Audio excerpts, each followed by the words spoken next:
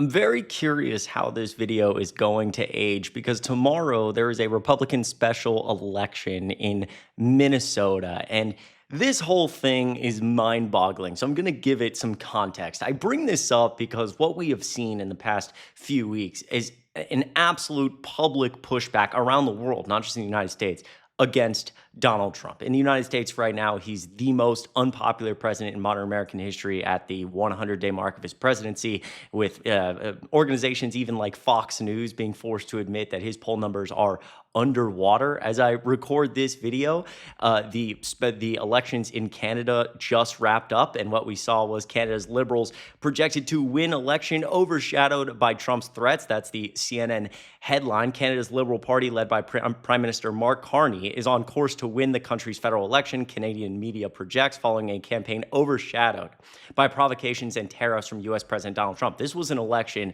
that was supposed to go the opposite direction just a few months ago, and because of Donald Trump's insane attacks on our allies and his flip-flopping on tariffs and wanting Canada to be a 51st state because he's just a disgusting individual to be in the White House, saying things like that about our allies, the Liberal Party won. And so we then zoom in a little bit closer to the United States, to this election. The reason there's a special election in Minnesota is because the candidate who did sit in this seat in the state legislature had to resign. And I made a video on this individual actually a few weeks ago. He was forced to resign because he was charged with soliciting an underage individual, blank, blank, blank. I can't say anymore for YouTube reasons, but he was involved in a sting operation. He was sending explicit text messages to an underage individual, and that person's name was Justin Ecorn. I made a video about Justin Ecorn because he was a massive MAGA guy who said disgusting things about the LGBTQ plus community under the guise that he was protecting the children. And of course, every accusation is a confession. It's absolutely disgusting. So that's where we're at. So now we're here in a special election. I'm very, very, very curious to see what happens tomorrow, to see if people reject Keri, because Keri is the ultra MAGA, I love Trump individual in this election. I'm going to play you this video from her town hall. It's genuinely stunning. We're going to talk about it after. You just have to listen. Minnesota. When I was made aware that this item would be on the agenda for today, I was upset. I'm not the only one. As you can see, there are several who've taken their time out of their days, their busy days, to show opposition to condoms coming into Crow Wing County in this manner. I know it says to try to have someone speak for you instead of people coming up and saying the same things, but I'd like all the people who agree that we do not want condoms to come into Crow Wing County to please stand so that they can see that we're well represented here today.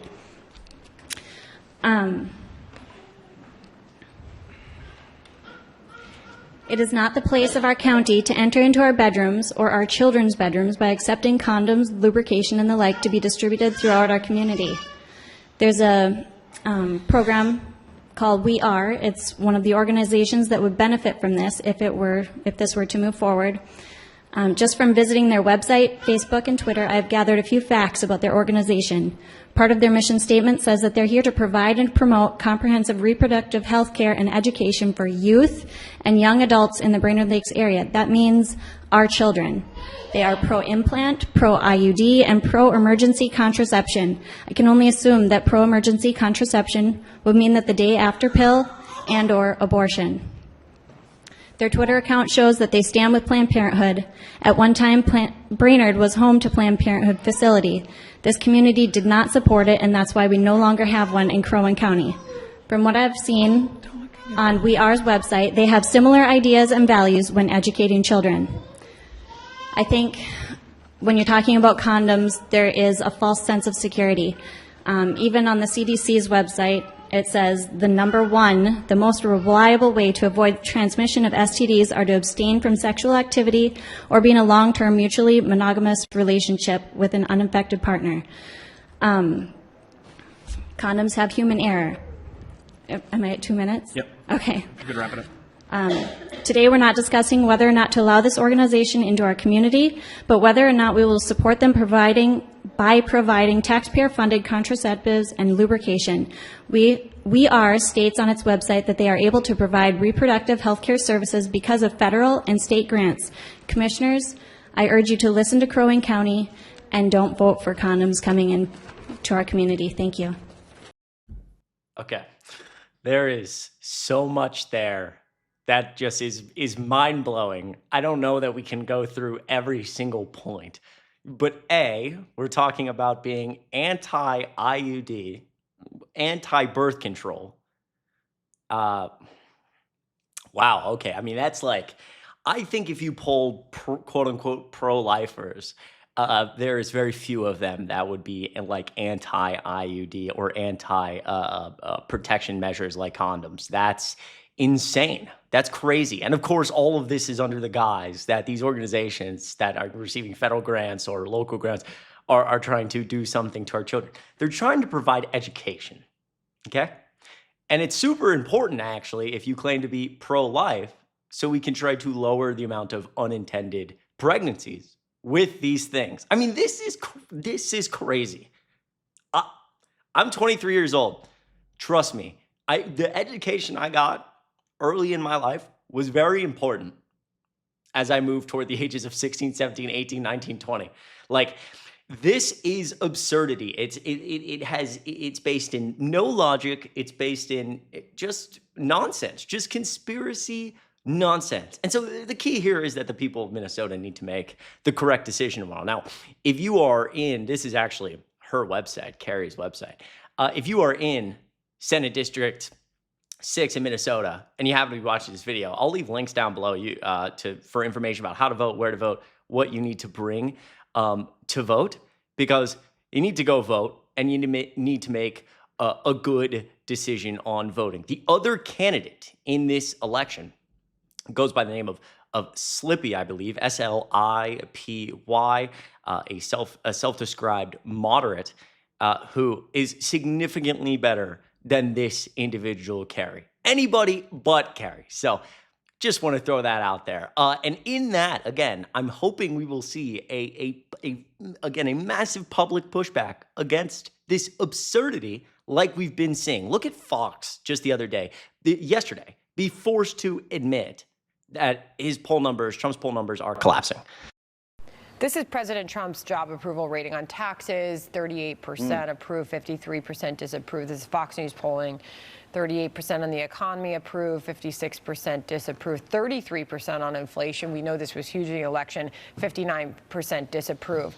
But Scott Bessent had a very important message as the 100-day mark approaches on all of that. Listen from this morning. We've got a three-legged stool here. It's trade, it's tax, it's deregulation. President Trump has come out of the blocks roaring. And I think this is something new for the American people. We're going to continue to make the U.S. the best destination for capital in the world. And That's a really good sign right there for the Trump administration if they're running on the idea that if this is just brand new for people and they're just going to have to get used to it. People are sick and tired of this garbage. You cannot run an entire campaign on the fact that you're going to get us all rich because everybody in Washington is too dumb to figure out how. And then when you get in, we watch all of our 401ks collapse and the economy is slowing down and tariffs are on and then they're off and they're on and off again and all of this uncertainty. It's absurdity.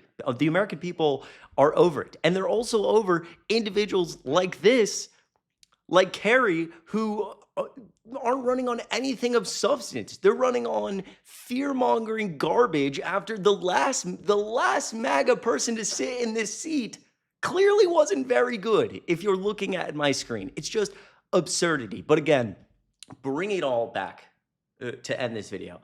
I am so glad to see the American people and really the world taking a stand against this. It's insane. Canada taking a stand. Our allies taking a stand. The American people, again, answering these polls and saying, this is absurd. The videos I've made and other creators and other people have been talking about of 2-time, 3-time Trump voters saying, I'm done with this. This is garbage. And I'm really hoping that's going to lead to an America where we are through this period.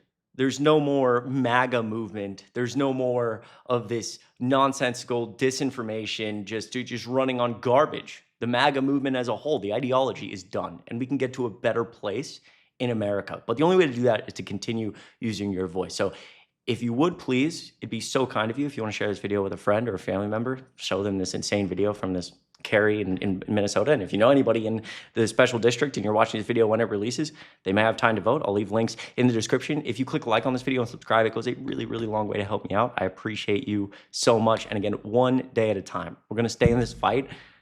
The optimism is starting to be in the air again. I know it's very scary and things have been very, very, very dark, but we're going to keep fighting one day at a time. I appreciate it so much. I hope you have a great rest of your week, and I will see you in the next video.